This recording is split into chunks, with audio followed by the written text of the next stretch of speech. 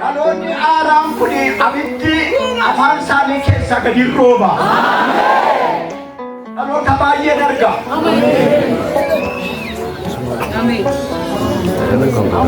Shamarranii fi dhiirota namoota baay'ee natti mul'ata. Itoophiyaarra abidda baatanii kan naanna'an. Abidda fuula qulqulluu baatanii Itoophiyaarra kan naanna'an. Shantian baay'ee isaanii natti mul'ataa jiru. Eewudha harka keeraas. Eewudha warra akkasii kunneen. Eewudha warri abdanatti anaddanuma lafa dhidhiitaa hin hafu. Namoota nan darba warri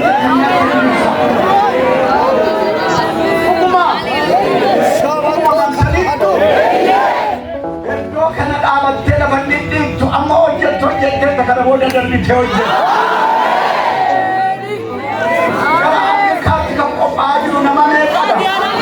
Nama meeqadha? Dullumni si hambisu. Beekumni si hambisu.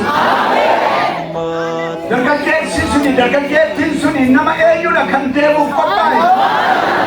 Adii gurraachi si eegaa jira.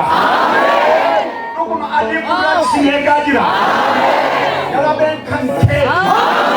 Amma galabeen kan ta'e. Galabeen kan ta'e.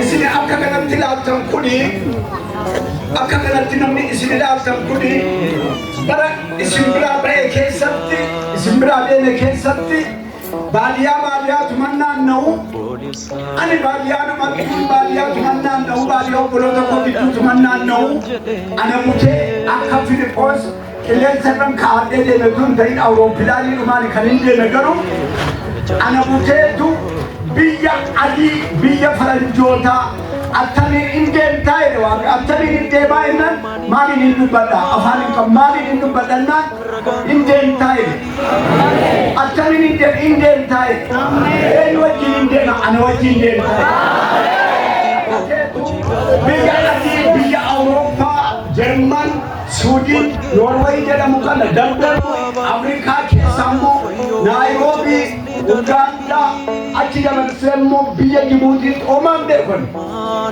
Wangeela fuudhii deemi jedhe gaafa nachi dhaqu immoo afaan natti laata. Afaanicha immoo fudhadhee hin galle. Afaanicha fudhadhee hin galle afaan natti laatee isaanumaa fi ergicha ergan ergi kenne booda isa kan kootiitti galee hin deebi'ee galle.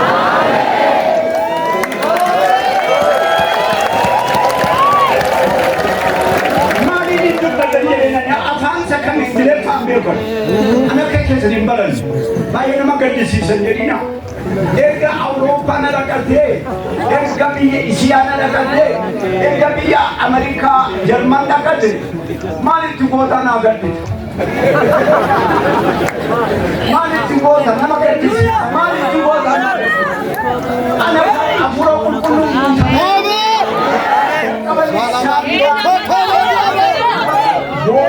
Waldaa bonkeen keessaa bahee addana dhufee inni addana dhufee ani moobila darbeetanii waldaa bonkeen keessaa bahee deeme gaafa dhaqu faranjoonni ati bonkee akka bonkee biyya kee deeme ati moon tajaajili jedhanii maalinaan tajaajila dheedhii gaafa biyya kool fudhadhu Waaqayyo akka jedhe afaan haaraatiin dubbadhu achumaan sii dhufa qonna.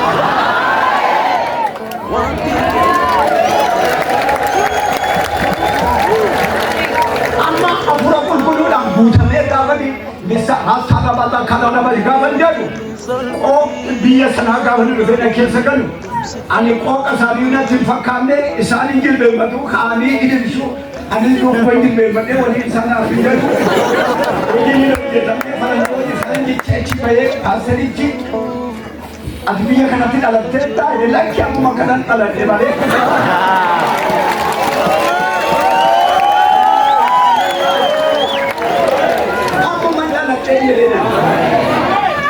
Waaqayyo nama aareessamee jedha. Onneen hafuura nama keessatti naannaani mataa gadi qabattee na deemu. Garbooleen isin argitan suni inni sammuu isa miti jedhaa jirtu isatu na aareesse maal godhette? Maal godhi jette? Yoo bucheeffattee baatee waaqa isinuu qaba.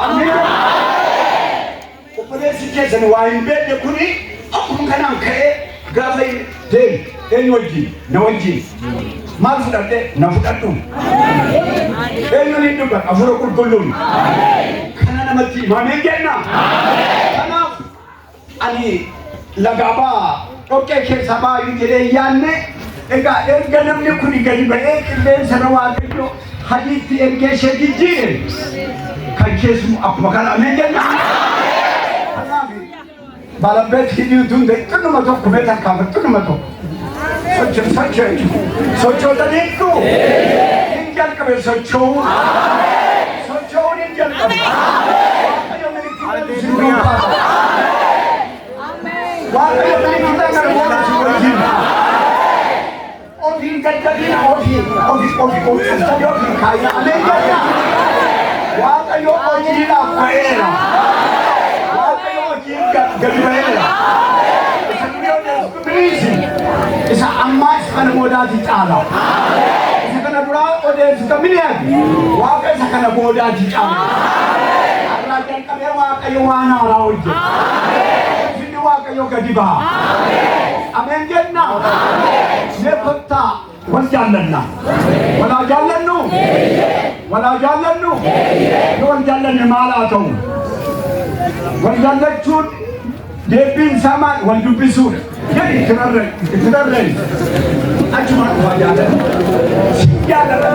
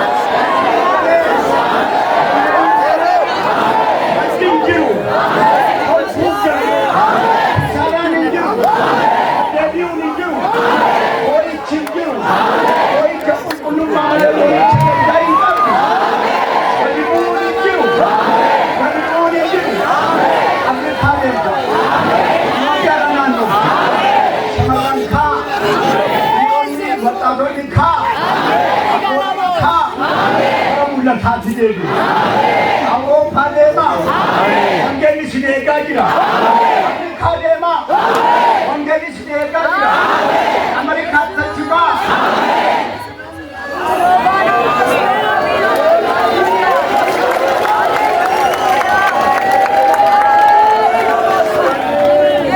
Warri faranjii warri biyya bakkee Itoophiyaan akka ishee gara waaqaatti ol fudhattu gara dhumaarratti waan jedheefi kan Itoophiyaan harka isaanii ol fudhatu jedhameera. Kanaaf Ameerikaan, Awurooppaan Itoophiyaarraa eegaa jira. Wangeela eegaa jira.